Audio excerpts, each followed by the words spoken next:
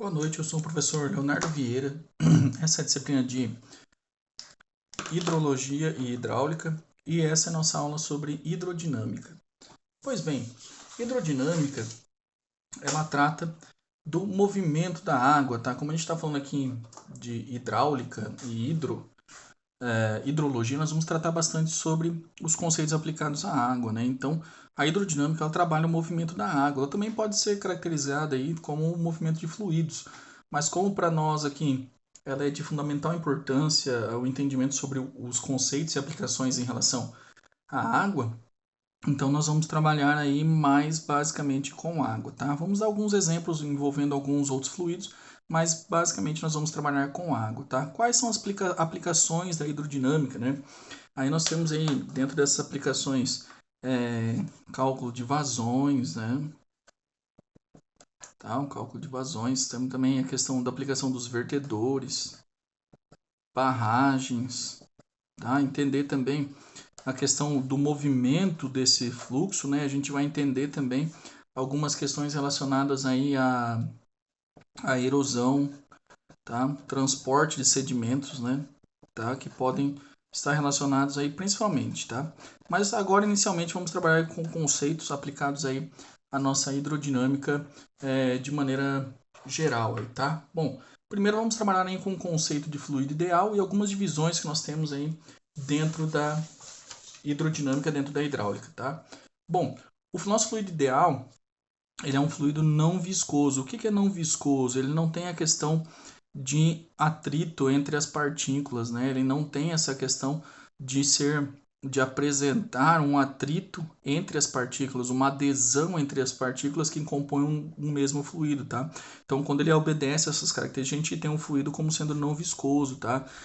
Viscosidade, por exemplo, é um fluido que demora mais para escorrer, por exemplo, graxas, óleos, tá?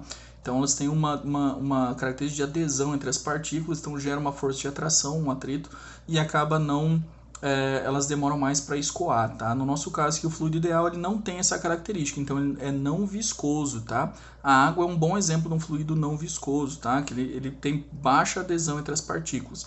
Uma outra questão é o fluido ser estacionário. O que é estacionário?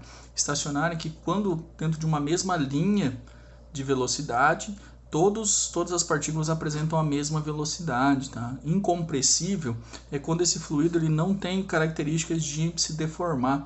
Então, por exemplo, a gente colocar a mão dentro de um balde de água, a água assume logo a forma do entorno da nossa mão, né? Ele não tem a questão de sofrer aquela característica de deformação, tá?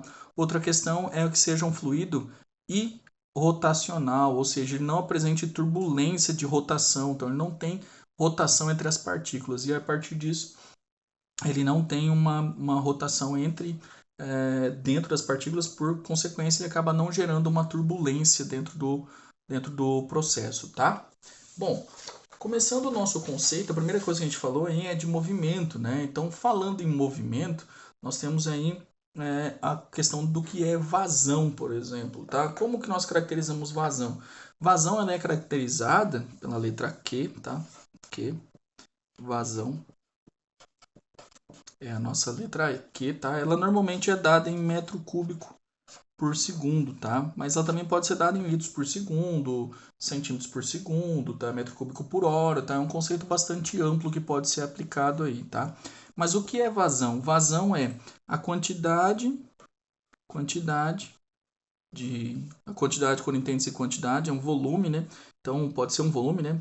Quantidade de fluido que atravessa uma determinada área por um determinado tempo, tá ok? Então a vazão ela é dada como um volume que atravessa um certo tempo, tá? Um volume que atravessa uma unidade, né? Uma certa área aí, né? Um corte, uma área transversal em um determinado tempo, tá? Esse aqui é o conceito que a gente tem de vazão, é um determinado volume em um certo tempo. Mas nós podemos entender também volume com uma outra aplicação aí bastante interessante. Bom, mas o que é uma característica de volume, né? Para que se tenha um volume, nós precisamos ter algumas unidades, né? Então, para ter um volume, nós temos que ter três dimensões. Então, nós temos que ter uma área, né? Então, isso aqui seria uma área. E ela deve ser percorrida por um certo espaço. tá? Então tem aqui um certo espaço, né, que foi deslocado para percorrer uma certa área, né, que a gente tem lá a área da base vezes a altura, né, isso aqui vai caracterizar para a gente um volume, né, também. Então a gente pode entender aí também que a vazão, ela é como, por exemplo, um x, né, x, que é um deslocamento por uma certa variação de área, né, uma certa variação de área, dividido por uma certa variação de tempo, tá ok? Então é uma área dividido por uma certa variação de tempo. Se eu lembrar lá da física, o que é espaço dividido pelo tempo?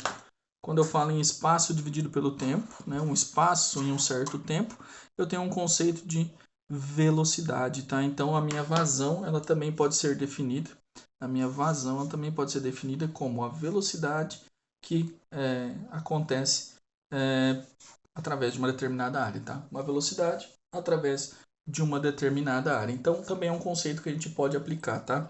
Muitos autores utilizam aí fazer um risquinho aqui para definir o que é volume e o que é velocidade, tá? Então, aqui eu tenho volume, então é um volume pelo tempo ou uma velocidade vezes uma certa área, tá? Tomar um pouquinho de cuidado para não confundir essa situação aí, tá ok? Bom, depois de definir o que é vazão, a gente tem a classificação dos movimentos dentro da que a gente tem dentro da nossa hidrodinâmica, tá? Então esse movimento ele pode ser permanente e não permanente.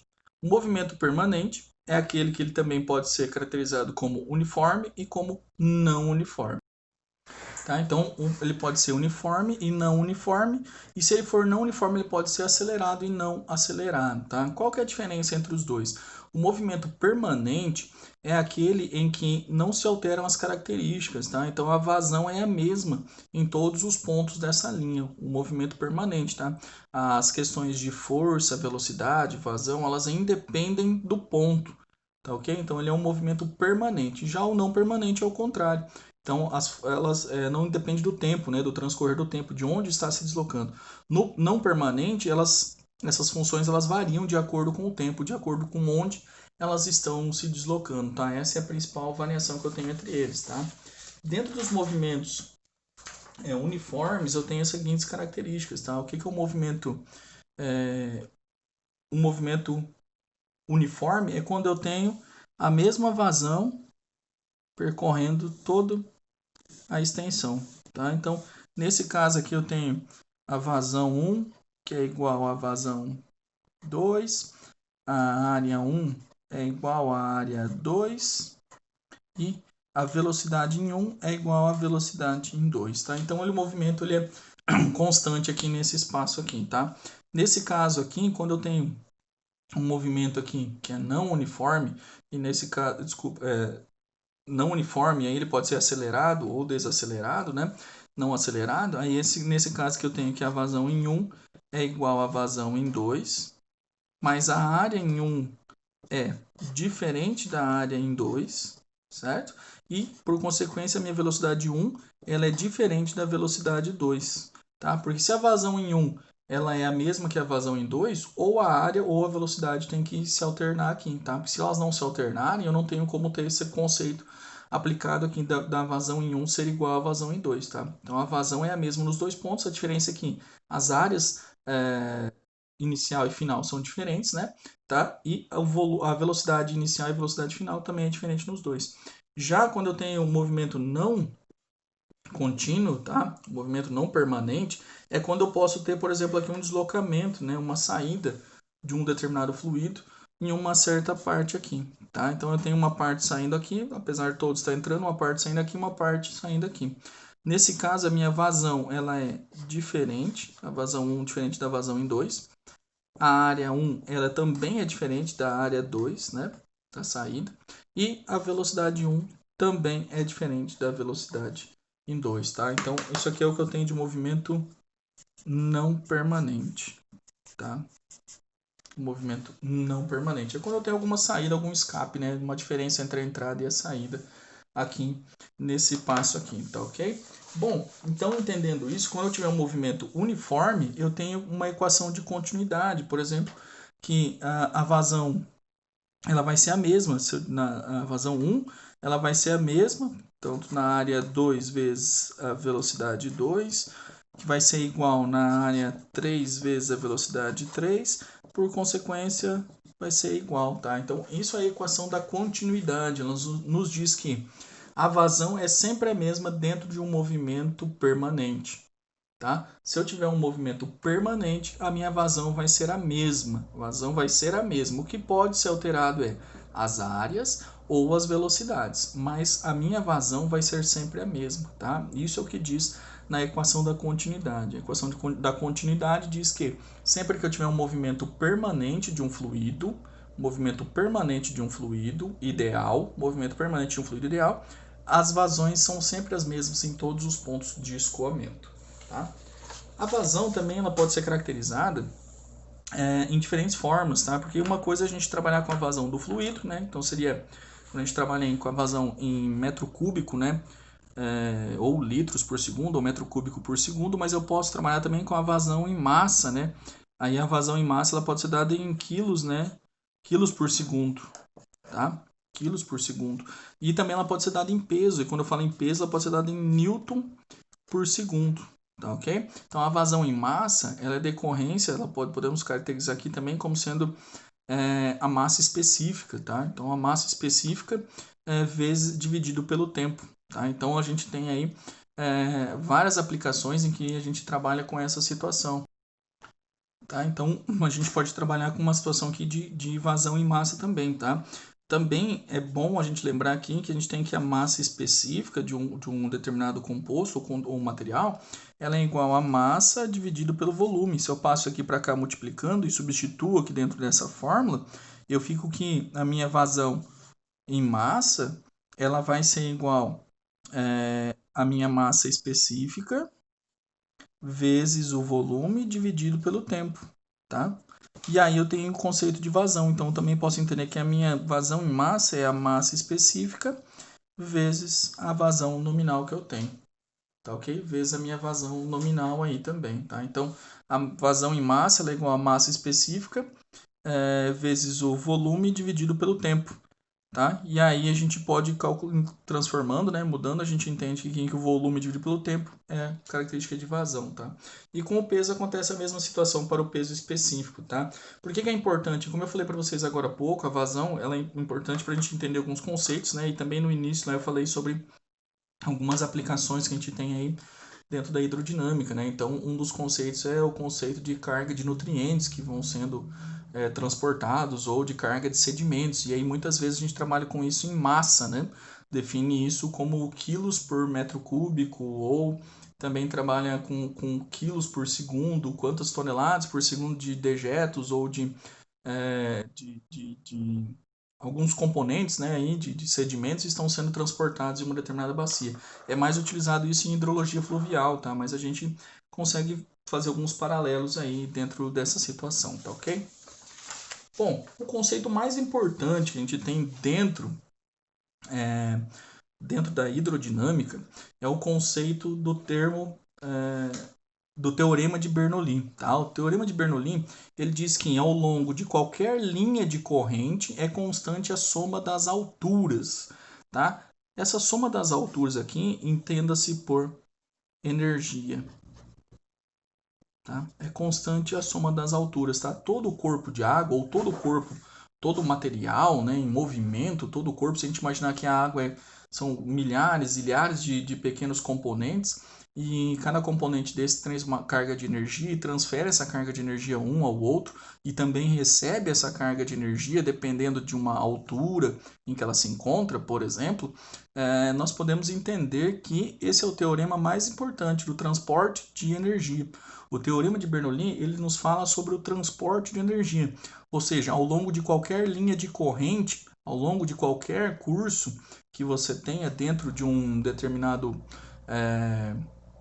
um canal de escoamento, por exemplo, ou também dentro de um conduto fechado, dentro de uma linha de escoamento, as energias são as mesmas, tá? Então a linha de corrente é constante, a soma das alturas, tá? Então acontece semelhante com o que a gente tem lá dentro da física, quando a gente fala lá das transformações de energia, né? Que a gente tem lá de energia cinética em energia em energia cinética, energia de movimento, né, em energia relacionada à altura, né? Então a gente trabalha com essa mesma situação dentro do teorema de Bernoulli aí, tá?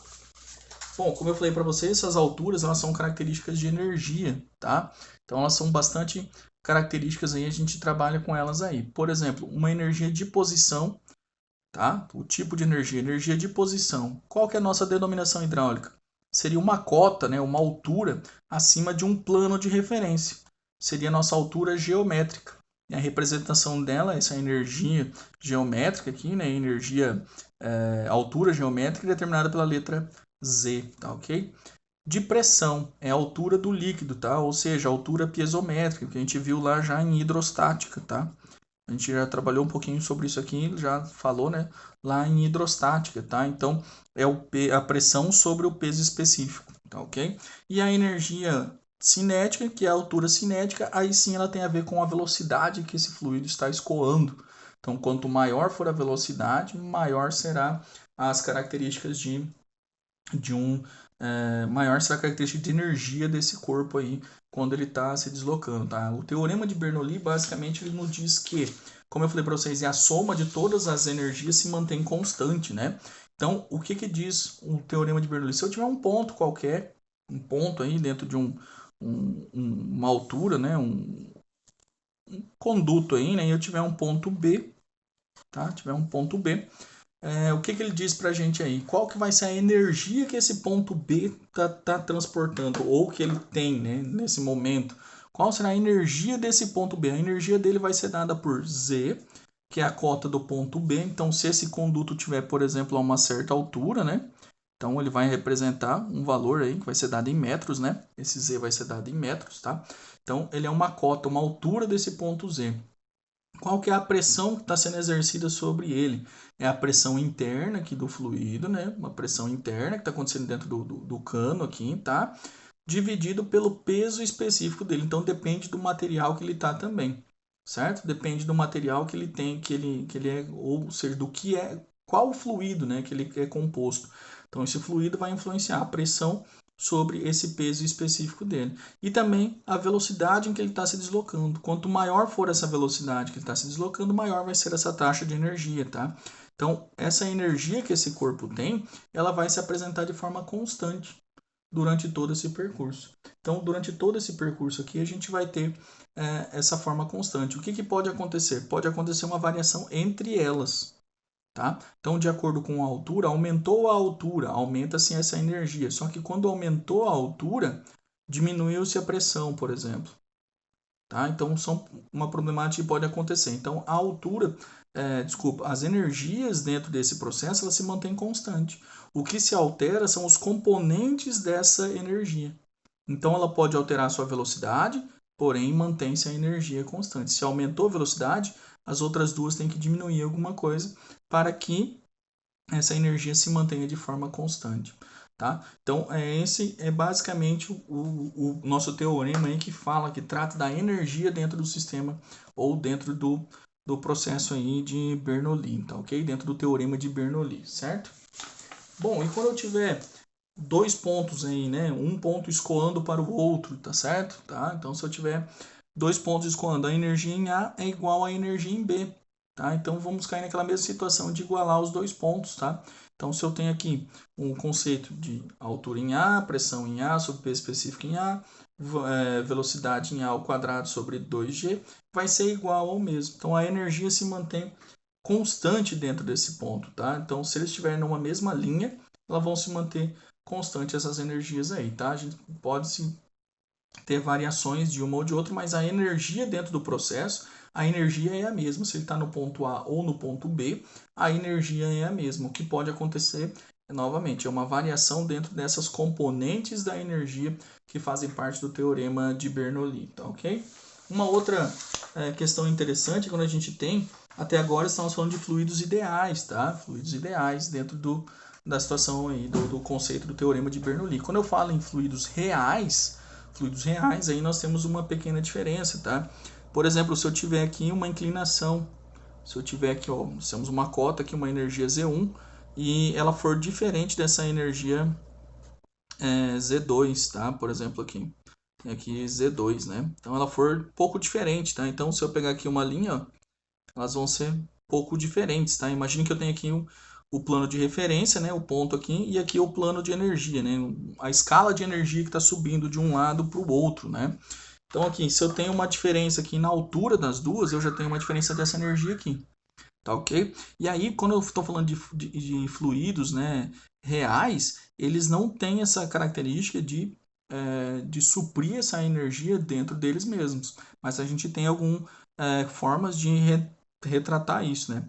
Então, por exemplo, depois que eu tenho ali uma diferença, então ele vai continuar se manifestando nessa mesma diferença. Então aqui eu teria P2, desculpa, sobre o peso específico, tá? Então é o mesmo fluido. E aí eu teria minha variação de energia cinética também. Aqui, então aqui eu teria o V2 ao quadrado sobre 2G.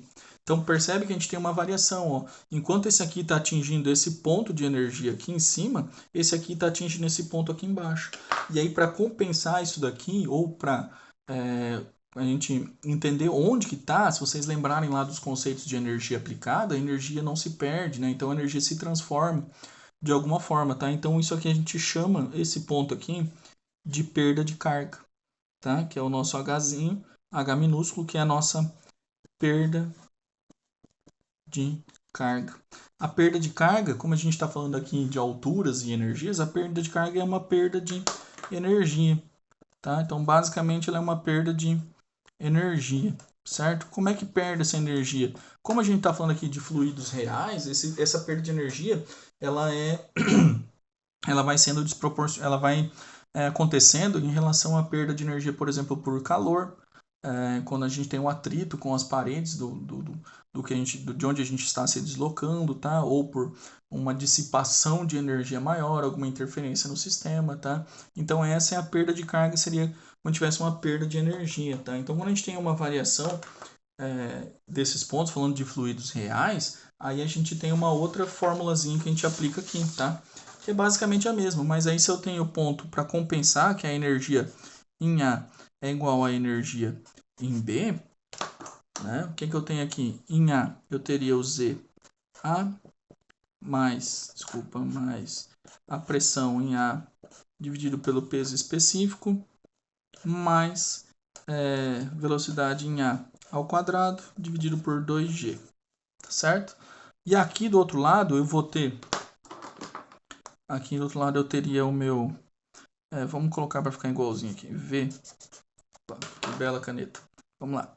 Aqui eu teria VB ao quadrado sobre 2G, mais pressão em B sobre peso específico, mais o meu ZB, mais aquela minha perda de carga que eu tenho aqui, tá ok? Então essa perdazinha de carga aqui. Então essa perda de carga, ela normalmente, essa perda de carga ela é dada em metros de coluna de água.